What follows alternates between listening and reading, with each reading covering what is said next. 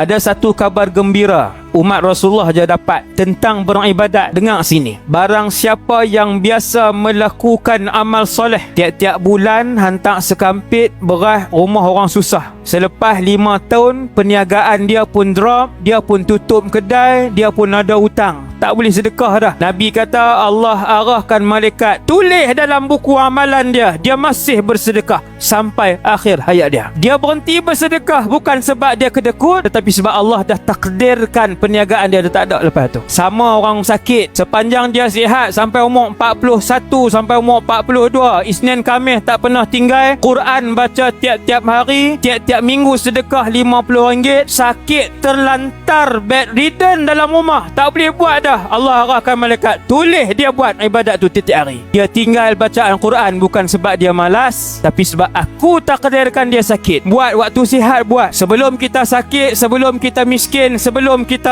musafir. Allah arah malaikat tulis ibadat-ibadat yang dia buat sepanjang dia mukim. Masya Allah.